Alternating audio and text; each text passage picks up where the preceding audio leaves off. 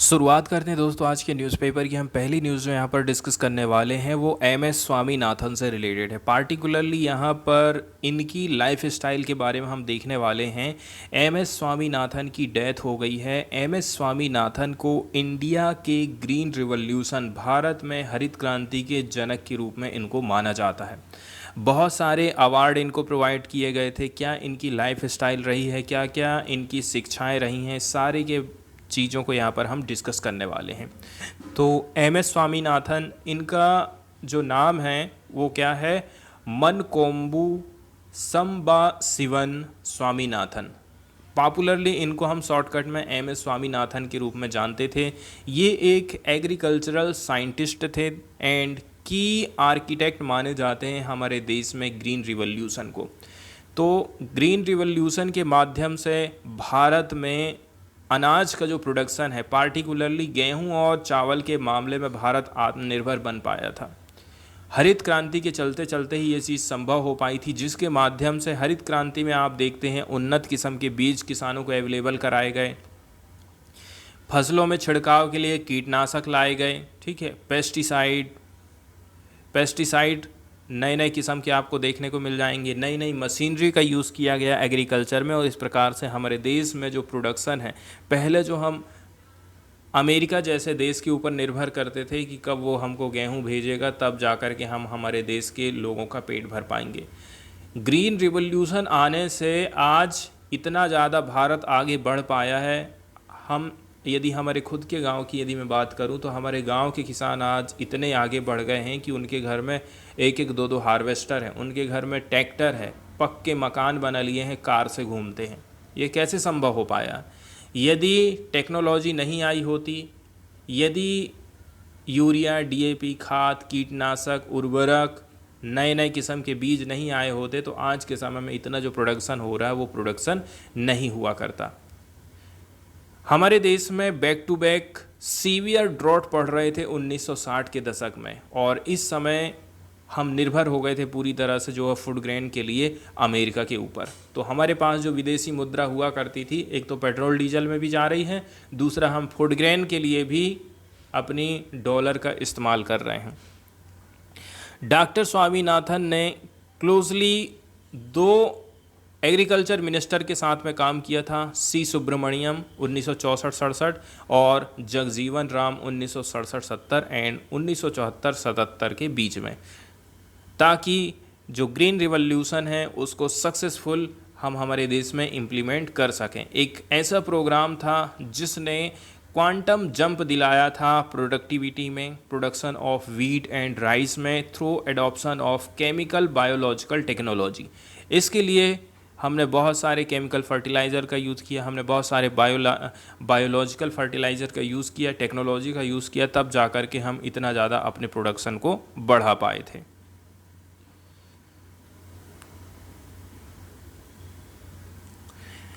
इसके बाद एक नया ग्रुप है जिसको हम 5 आइज़ के रूप में जानते हैं। इसके बारे में यहाँ पर थोड़ी सी बेसिक जानकारी हम देखने वाले हैं। अमेरिका और यूरोपियन कंट्रीज़ ही कुछ ऐसे देश हैं जो कि हमेशा से नए नए ग्रुप का निर्माण करते रहते हैं, और पार्टिकुलरली नए ग्रुप का निर्माण किया जाना, इसका मतलब ये है कि किसी न किसी प्रकार से वो अपने हितों को साधने की कोशिश कर रहे हैं।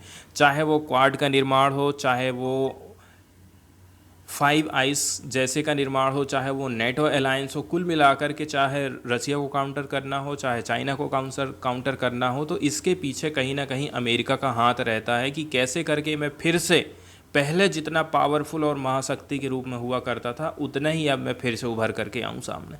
लेकिन आज के समय में आप देखेंगे रसिया भी टक्कर दे रहा है, चाइना भी अमेरिका को कड़ी टक्कर देने लग गया है।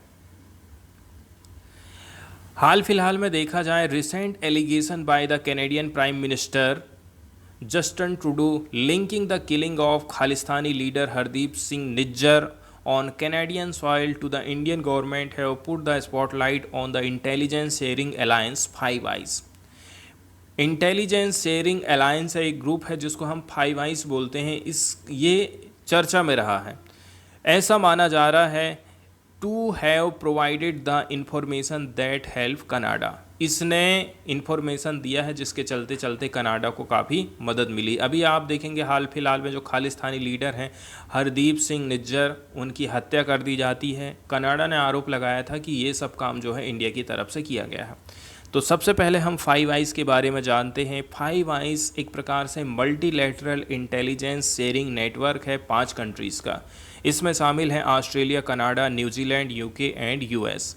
It is both surveillance based and track signal intelligence. तो ये जो है 2 तरीके से काम करता है, एक तो सर्विलांस पर आधारित है और दूसरा track signals intelligence. Intelligence document को शेयर किया जाता है मेंबर कंट्रीज़ के बीच में, और इसको क्लासीफाई हम कर देते हैं सीक्रेट के रूप में। सीक्रेट मतलब Australia, Canada, New Zealand, UK, US, ice only. Secret ice only, इसका मतलब ये है, इसका जो ग्रुप का नाम है, इसका नाम हमने रख दिए हैं फाइव आइज।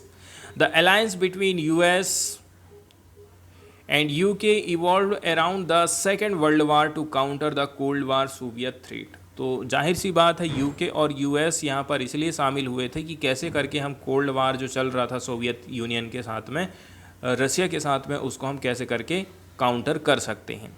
ये जो दोनों ही कंट्रीज़ हैं जिन्होंने सक्सेसफुली डेसिफर्ड किया था।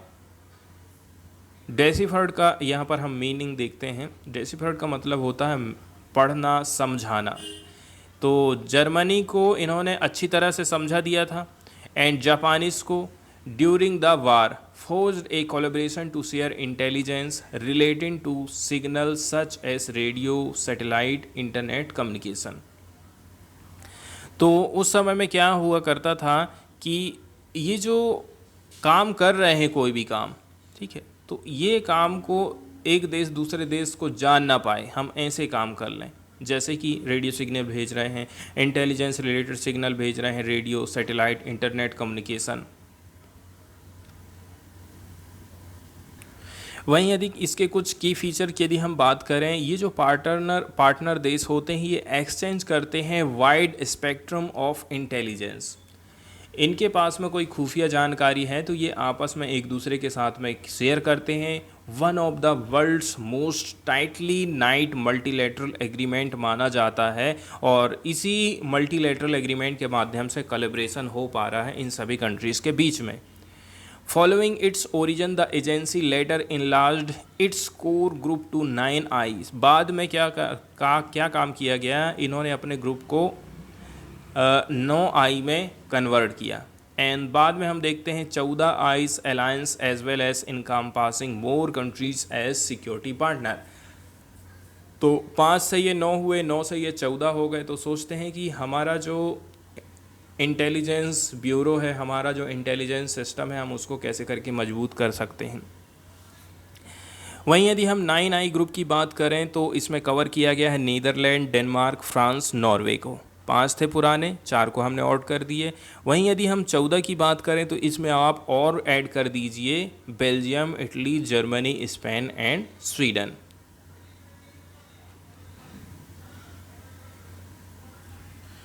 थोड़ा सा और यदि हम हिस्ट्री में जाएंगे तो देखिए 1943 में ब्रिटेन और अमेरिका ने जो है एक एग्रीमेंट पर साइन किया था जिसको हम ब्रूसा बोलते हैं, BRUSA। तो इसका फाउंडेशन रखा गया था for what would become the UK USA। बाद में इसका नाम रख दिया गया UK USA, अक्सा बन गया ये। ब्रूसा was signed to share intelligence information between 2 countries to support US forces in Europe। पूरे यूरोप में अमेरिका की सेना को सपोर्ट चाहिए, इसके लिए इंटेलिजेंस शेयर किया जाएगा ब्रिटेन और अमेरिका के बीच में, ऐसा ब्रूसा एग्रीमेंट बोलता है। फिर आप देखेंगे ये जो उक्सा है, बाद में ब्रूसा उक्सा बन गया। इसको साइन किया गया था 1946 में, और यहाँ पर कनाडा ज्वाइन कर लेता है 1949 में। फिर हम देखते हैं कि नया देश न्यूजीलैंड आ गया, ऑस्ट्रेलिया आ गया 1956 में, और यहीं से फिर जो है हम देखते हैं नया अलायंस यहाँ पर फाइव आइज के रूप में ये उभर करके सामने आता है। लेकिन ये जो एग्रीमेंट हुआ था इसको ऑफिशियली स्वीकार नहीं किया गया था, इसके एग्जिस्टेंस को was non about from 1980s। लेकिन 2010 में अक्सा एग्रीमेंट की जो फाइल है उसको रिलीज़ कर दी गई थी। अब इसके बाद फिर से हम फ्रंट पेज में जो न्यूज़ आई थी एम एस स्वामीनाथन से रिलेटेड, उनके बारे में अब थोड़ी सी डिटेल में न्यूज़ यहाँ पर देख लेते हैं। एम एस स्वामीनाथन का जन्म हुआ था कुंभकोणम जगह में 7 अगस्त 1925 को।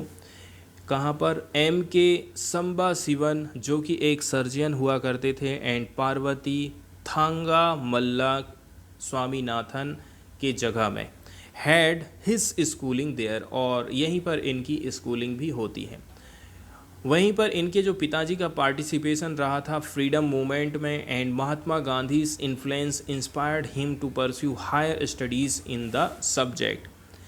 बाद में ऐसा होता है कि इनके पिताजी फ्रीडम मूवमेंट में शामिल होते हैं और ये फिर महात्मा गांधी से काफ़ी ज़्यादा प्रभावित होते हैं कि मुझे जो है हायर स्टडीज़ करना चाहिए इस प्रकार के सब्जेक्ट में।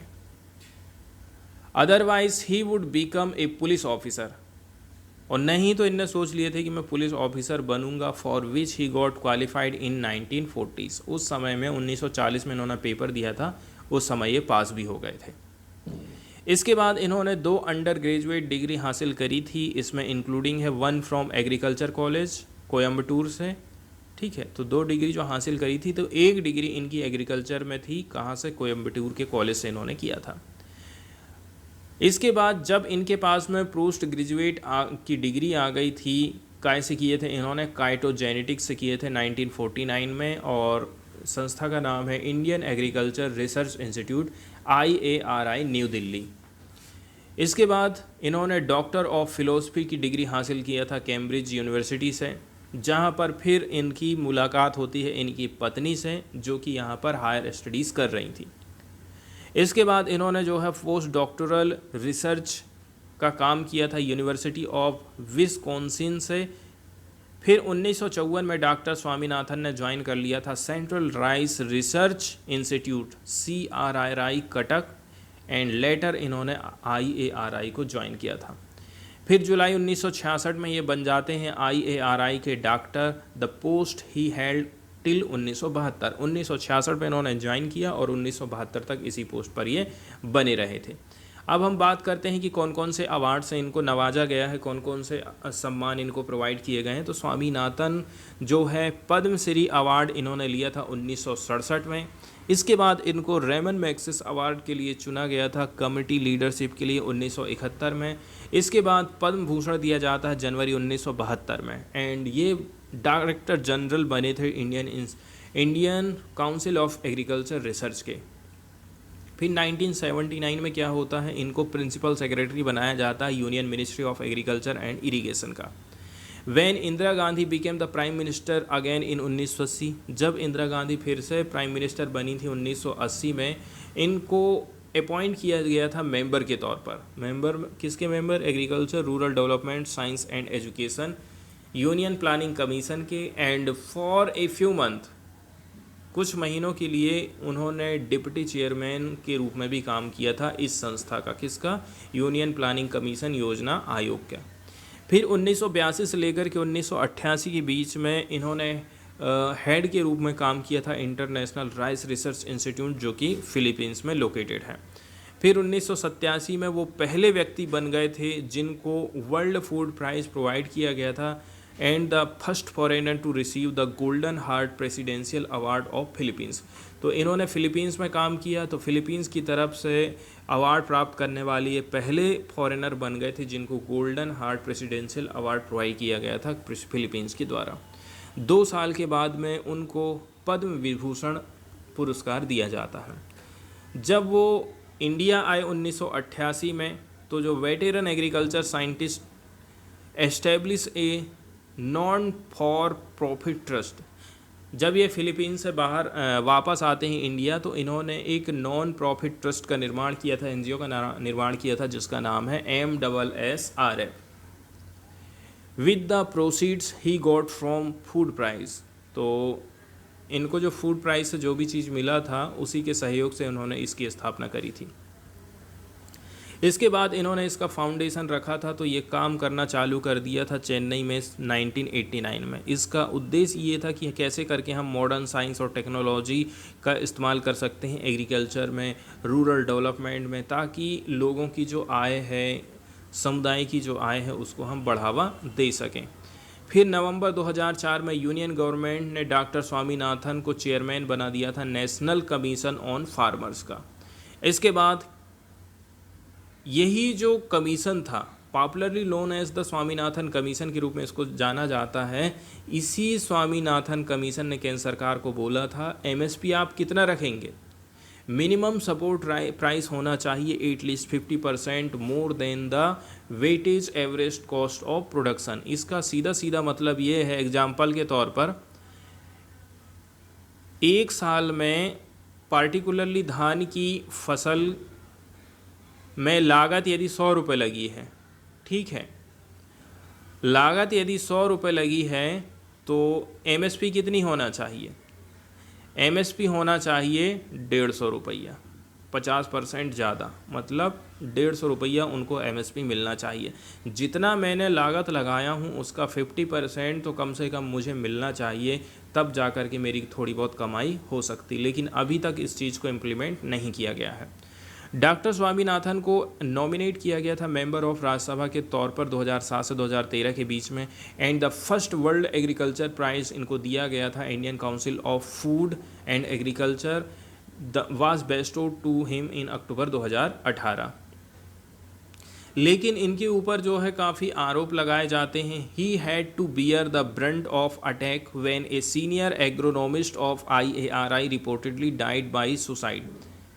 इनकी आलोचना इसीलिए की जाती है क्योंकि IARI के एक जो सीनियर एग्रोनॉमिस्ट हैं उन्होंने सुसाइड कर लिया था following his non selection as a professor, क्योंकि इनको प्रोफेसर के तौर पर सिलेक्ट नहीं किया गया था। इसके साथ साथ में ICAR की बात करें, इनके ऊपर यह आरोप लगाया जाता है institute of having a one man show के रूप में, एक ही आदमी ने जो बोल दिया तो बोल दिया, ऐसा काम चल रहा है ICAR में, इसलिए भी इनकी आलोचना करी जाती है। इसके साथ साथ में ग्रीन रिवॉल्यूशन का जो बुरा असर पड़ा था, इकोलॉजिकल डैमेज हुआ था, ठीक है, इसके लिए भी किसान लोग की आलोचना करी जाती है। जो मार्जिनल किसान है, गरीब लोग हैं ना, गरीब किसान है, वो इन टेक्नोलॉजी का इस्तेमाल उतने अच्छे से नहीं कर पा रहे थे।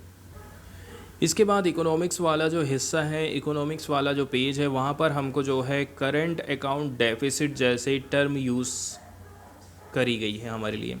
तो यहाँ पर हमको जो है करंट अकाउंट डेफिसिट को समझना होगा कि करंट अकाउंट डेफिसिट का यूज़ आखिर किया क्यों जाता है। तो डेफिसिट का मतलब आप समझ सकते हैं घाटा से है। इसका मतलब ये हो गया है कि हमारा जो भारत देश है वो इंपोर्ट ज़्यादा कर रहा है और एक्सपोर्ट कम कर रहा है, इसीलिए जो है उसको हम करंट अकाउंट डेफिसिट बोलते हैं। करंट अकाउंट डेफिसिट की कंडीशन में कंट्री इंपोर्ट ज़्यादा करती है और एक्सपोर्ट कम करती है। Emerging economies often run surplus and developed countries trend to run deficit. Normally देखा जाए जो उभरती हुई इकोनॉमीज़ होती हैं ना, वो सरप्लस में चलती हैं, और जो डेवलप्ड कंट्रीज़ होती हैं ये डेफिसिट में चलती हैं। A current account deficit is not always detrimental to a nation's economy. External डेब्ट may be use to finance lucrative investment. यहाँ पर बताया जा रहा है कि जो एक्सटर्नल डेब्ट होता है इसका यूज़ भी किया जा सकता है ल्यूक्रेटिव इंस्ट्रूमेंट के तौर पर।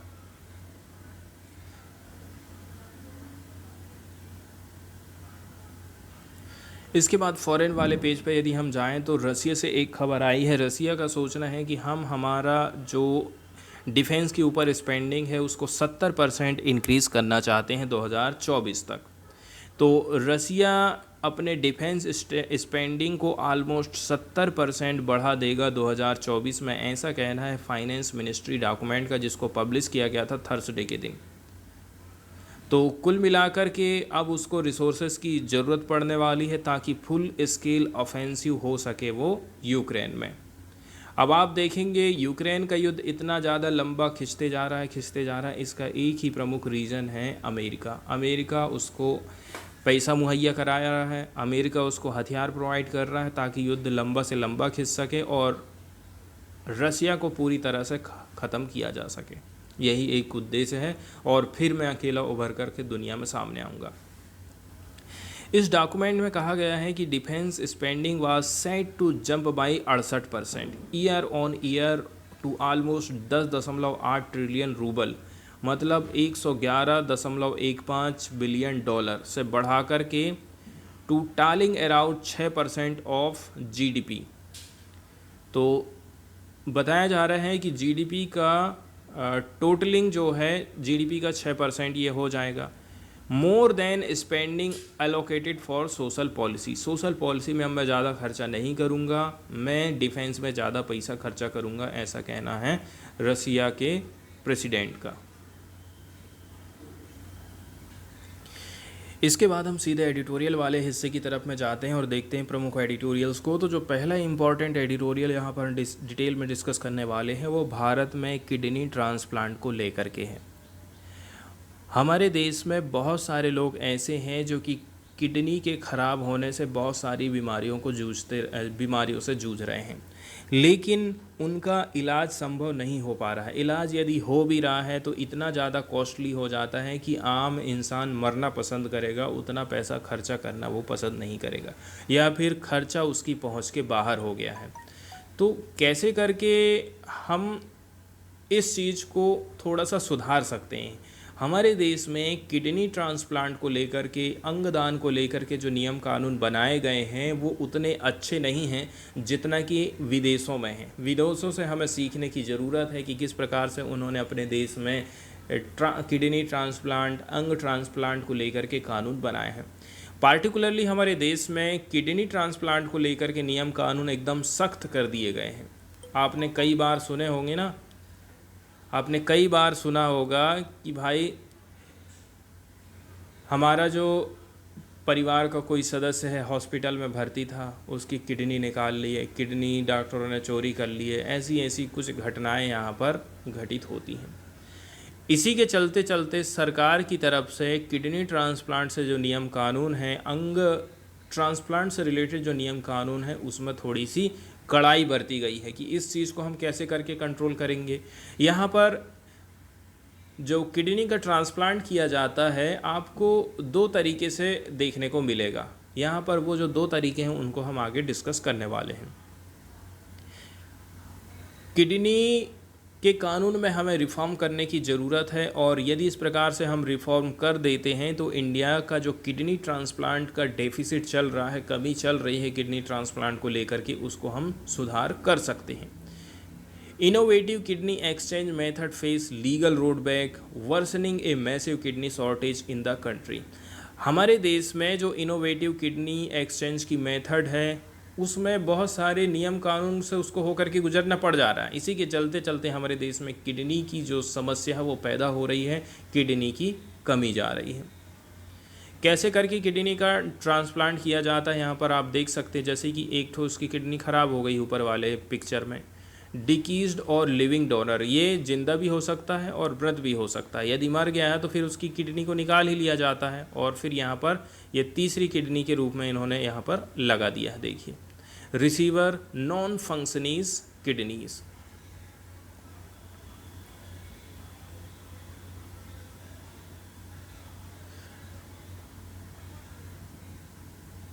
तो दो प्रकार से आप देख सकते हैं कि जो डोनर व्यक्ति है वो एक जीवित पुरुष हो सकता है या फिर दूसरा जो है मृत व्यक्ति भी हो सकता है।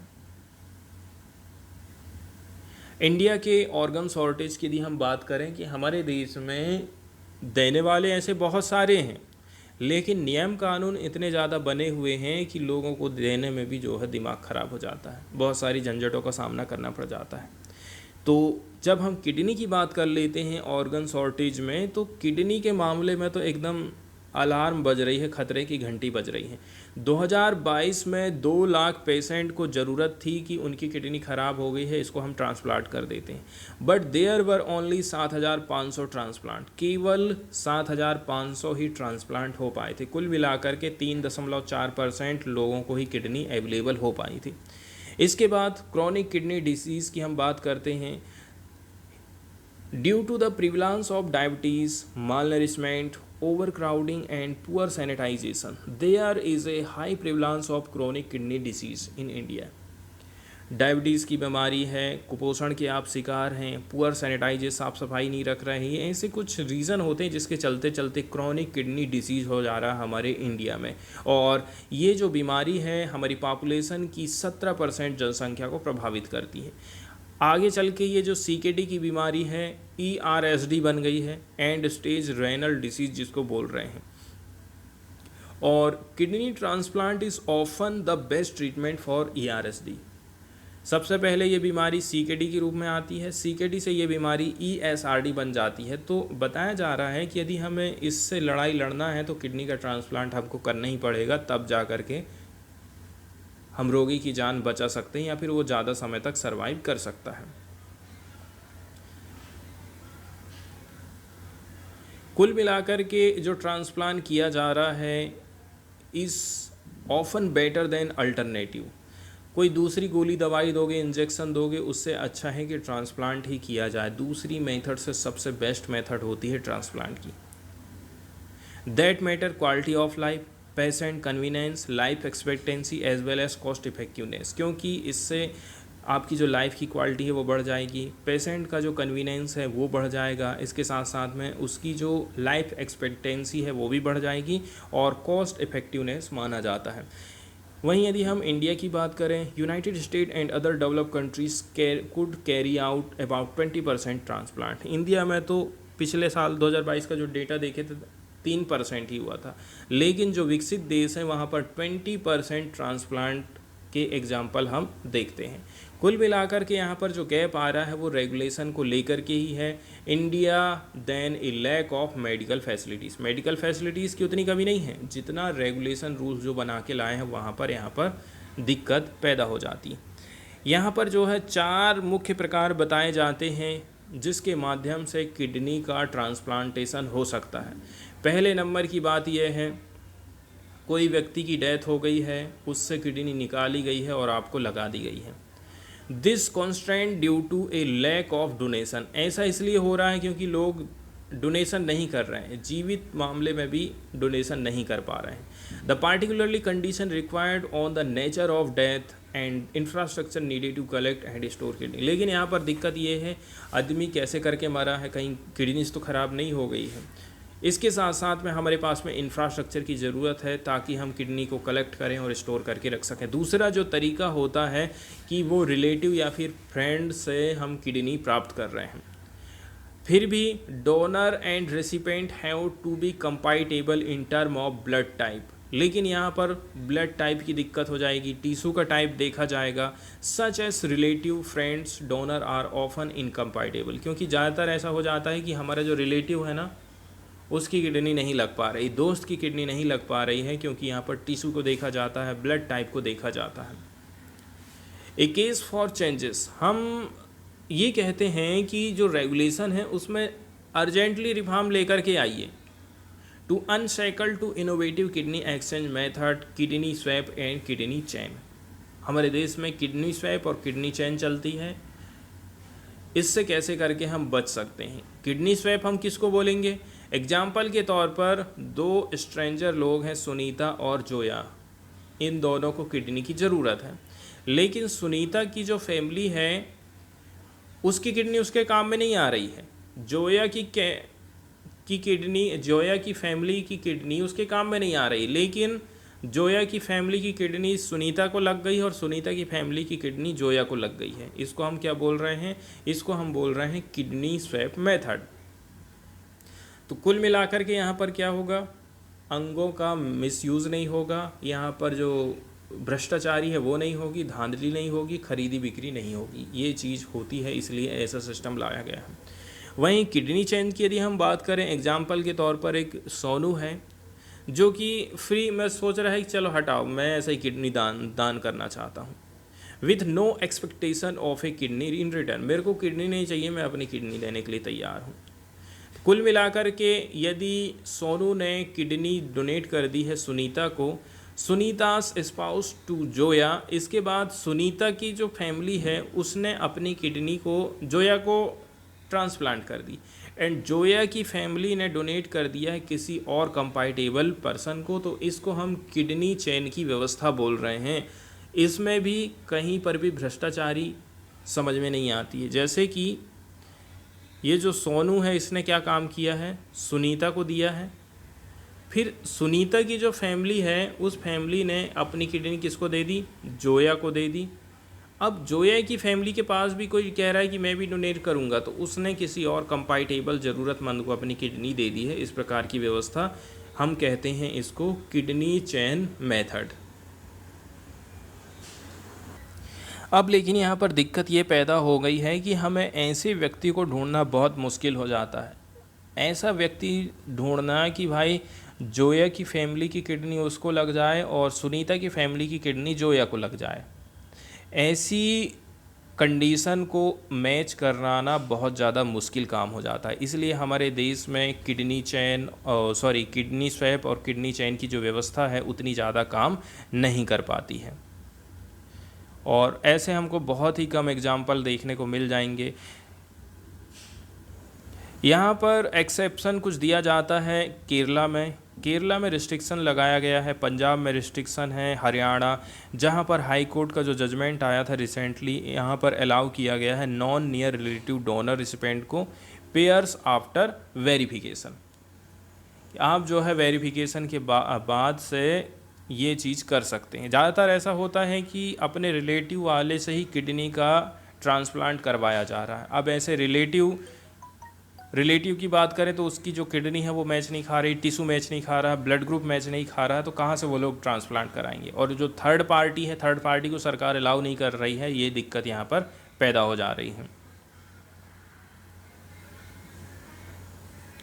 इसके साथ साथ में हमारे देश में किसी प्रकार से नेशनल कोऑर्डिनेटिंग अथॉरिटी नहीं बनाई गई है ताकि स्वैप की जो सुविधा है, स्वैप का लिए जो डाटा है हमारे पास में अवेलेबल हो सके। Unlike national, regional, state list for the direct transplant for cadavers, there is no national coordinating authority for swap. ताकि जिला लेवल पर पता चल जाता, स्टेट लेवल पर पता चल जाता, नेशनल लेवल पर पता चल जाता। इसलिए हमारे पास में ये जो पूल है ना किडनी का, कि कितने लोग देने वाले हैं, कितने लोग लेने वाले हैं, इसकी जानकारी बिल्कुल भी नहीं है।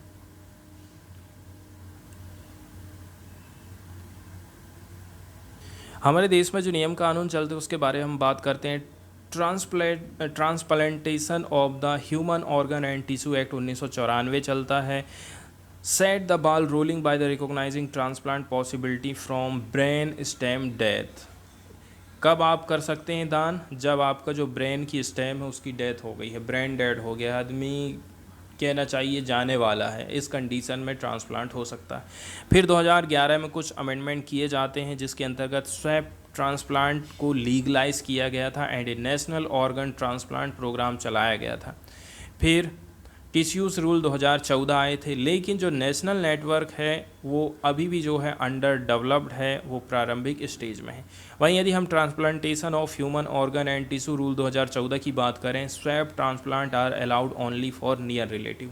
स्वैप की जो फैसिलिटीज़ है वो केवल आपके रिलेटिव या फिर रिश्तेदार या फिर दोस्त तक ही सीमित है। गवर्नमेंट ने हाल फिलहाल में कुछ रिसेंटली रिफॉर्म किया था फरवरी 2023 में, जिसके माध्यम से फ्लेक्सिबिलिटी दी जाती है एज को लेकर के, डोमिसाइल रिक्वायरमेंट को लेकर के, ठीक है, जब भी आप जो है ऑर्गन को दान करना चाहेंगे।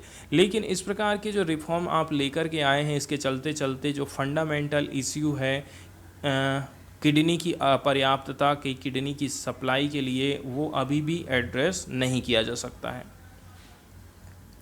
इंडिया को बहुत सारी कंट्रीज़ से सीखने की ज़रूरत है, जैसे कि Australia, Canada, Israel, Netherland, United State. आज के समय में ये अलाउ करते हैं एल्यूस्ट्रेटिक डोनेशन को। एल्यूस्ट्रेटिक हम किसको बोलेंगे, परोपकारी। भाई मेरा दोस्त नहीं है, मेरा मित्र नहीं है, लेकिन कोई थर्ड पार्टी और वो किडनी को डोनेट करना चाहता है। स्पेन एंड यूनाइटेड किंगडम की बात करें तो यहाँ पर जो है नेशनल लेवल की रजिस्ट्री कराई जाती है kidney chain and kidney swap facilities के लिए। अमेरिका की बात करें तो इसने स्पेशली जो है काफ़ी प्रोग्रेस किया है, 1000 ऑफ स्वैप और किडनी चेन की फैसिलिटीज़ प्रोवाइड करी गई है। वहीं यदि हम स्पेन की बात करें, even as international collaboration for kidney exchange, India's real challenge therefore is to learn from the replicate such as existing successful regulation to improve the life of several thousand of citizen.